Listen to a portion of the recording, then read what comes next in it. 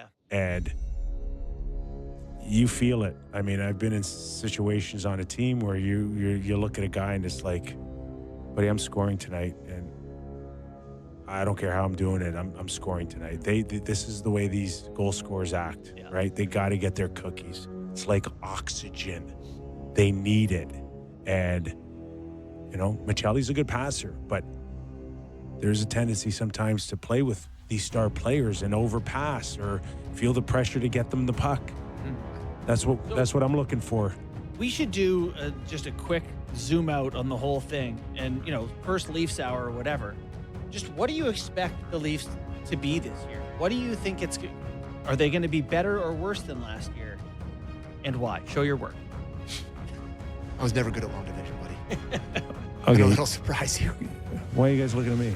Well, because you're the other host of the show. Yeah. He's real- technically a producer. It says real Kipper over there. So. Oh, yeah. Okay. I don't expect the points of last year, and I think they're going to be in the mix. I think they're a second-tier team for me for the Stanley Cup. I don't have them in a top 6, but a team that can improve over the season, maybe make a couple of changes, and get themselves in the mix. But I see a drop-off this year. I think it's going to take time for a chemistry and an identity to really, truly come together here. Yeah. A lot of new faces, still getting to know each other in terms of what they're capable or not capable of doing. A couple things I worry about is, number one is the goaltending, for sure. And it's not worrying about how good Stolarz is. He can still showed us in the preseason the guy can win a game by himself. But there's the age factor and the wear and tear on his body and what it can do to him over the course of a season. We're a pebble in the knee away from Caden Primo, Dennis Hill to be goaltending duo. Thank you. Yes. Right. Yeah, that's a worry. Right? Yep. So that's a concern. The other concern is the power play. And what's it going to look like? And how many times have they gone back to Morgan Riley and said, please, like, lead this thing on the back end here? So is this the year that Morgan fits in nicely now and can score 50 or 60 points and get a bushel of them on the power play? Is this the year? And of course, no Mitch on, who was a huge part of the power play. I mean, the season, it turned around for the power play the second they put him as the fifth forward. When we all didn't love that, but it immediately got all the way better. So we'll see. So that's my overall obsession. Observations on going from last year to this year. So in summation, your worries are the goaltending, power play, and forwards. I will say, read the power play and Morgan Riley. You guys know how I feel about him. He doesn't move the puck quickly enough for me. I get frustrated, whatever. Prior to Mitch taking over, so last year they were 10th in the NHL with a power play of 23.5. Before that, they were 12th. The year before that, they're 6th. The year before that, they led the league. Like, they've had good Morgan Riley-led power plays. 6th and led the league in 23 and 22. They can do it, is the point. So I hope that that's the case, that they're able to find. There's enough players out there that it should be a good power play. For me, generally, with this Leafs team, I'm with you that I see them as, you got Colorado, Vegas, Tampa Bay, Edmonton. Florida, Edmonton. Carolina. This kind of group of teams that you're like, those teams could/should win a Stanley Cup. The Leafs are right below that tier to me, but I have high hopes that they intend to add a guy, because I do feel like they're one more dynamic player forward away, because I think defensively they're really solid. I mean, you look at Carlo, Riley, McCabe, Tanev, Ekman Larson, Benoit, really like their D. Goaltending concerns me quite a bit. There's no doubt about that. Speed and scoring, like, that's why I want them to get one more guy. I just worry that they're going to be a little plodding in a league where the game's getting faster. But I do think they're a playoff team. They'll bounce between wild card, second in the division. They're going to be in that kind of, we'll see. But that's first impressions. Haven't seen a game yet. We may feel totally different come Friday. Oh, it's worse. or worse. I don't know. I'm fighting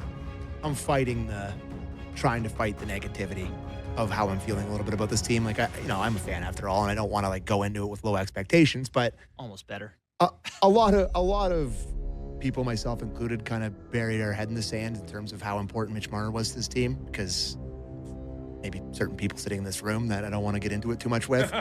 But, I hear Valley talking about how, I saw a stat today about the percentage of goals that he's assisted Mitch Marner on, and the power play and the penalty kill and all the stuff he does to this team.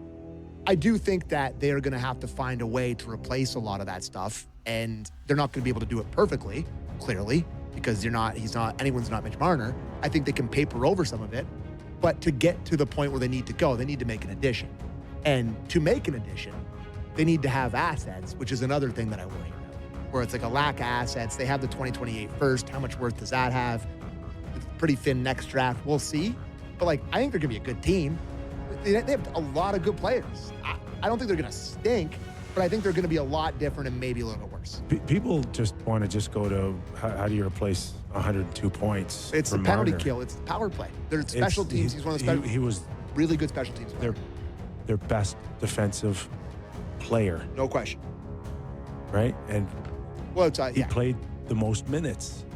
Like if Berube or Sheldon ever needed 25 or 27 minutes out of anybody. All right, Jake, come on. We don't need the Mitch Marner highlights. If you needed 24, 20. That was a turnover, though. That's great. No, thanks. You showed us.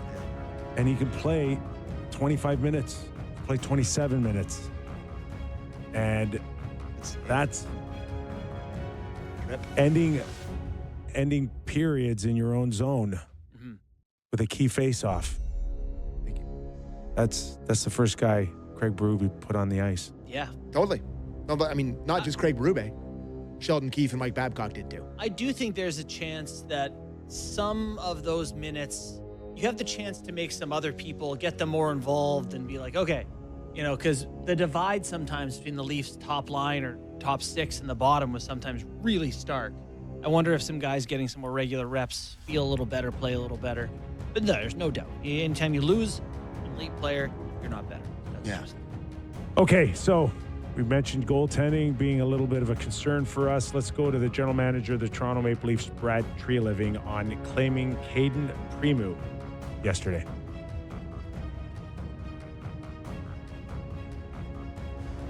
Clip one. This allows us to have depth at the position. It allows us, if need be, for Dennis to come back and play. It allows him to keep playing. So really, at the end of the day, we felt it gave us depth at the position with Joe's absence right now, with a goaltender we like. And with Anthony, Caden, and Dennis, double A, we've got some depth there at the time. Double A. They're not even trying to say that name. Brad Treliving actually doing that scrum as he was trying to be the fifth goalie, standing in the net. Yeah, that's great. I like that sound of the hockey. Yeah. And then the wall update, do you want that too, just to follow up on the Caden Primo thing? It's not substantial. Quickly. Yeah, play the wall update. Yeah, sure. Yeah, no updates there. We think things are progressing well, but I can't give you a time frame right now. Things are progressing well. That sounds like an injury of something. But Don't know. Okay, just hold on before we get into that. Okay, let's get into that. Okay. Before we get not into ready. it. Now I mean, before we get into it, this is where we get into it. Yeah, this is where we get into it. Okay. Progressing well. So the last thing that they left with us is it was a family matter. So Has there been no official updates since then? no, there has not. Just a family matter. So if it has to do with his family and it's progressing well, it should be time for him to come back soon. If it is something with Joseph Woll personally, I think you could say that it's affecting their family. Like I'm saying, I don't think they're going to come out and go, all right, we're changing our story. I think they're going to stick to this one way or the other, whatever it may be. Yeah. But yes, I still don't think we're seeing them. You took the over on November 21st the other day. believe you said almost. I Christmas. just, but I'm encouraged yeah. by progressing well. Okay. I really am. Yeah. I mean, that sounds promising. You know what? Yeah. Can I not hold them to that? No, you should be able to. They said the words. They're not politicians.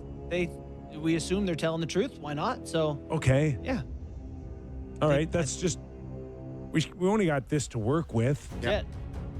I am, on the other hand, encouraged by Valaquette yesterday saying that Caden Primo, whose numbers had not been great in the NHL, very good in the American League, not great in the NHL, has been in some of the hardest goaltending environments in the league.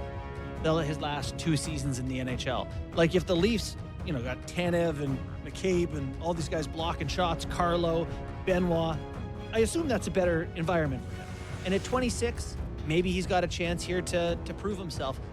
We're seeing this more where goalies don't find themselves till this age. So I'm hopeful that maybe this is the year that Primo feels like, okay, I'm in a better spot now. I can handle some more minutes. He needs to kind of hold the fort. I think Hildeby's going to play too.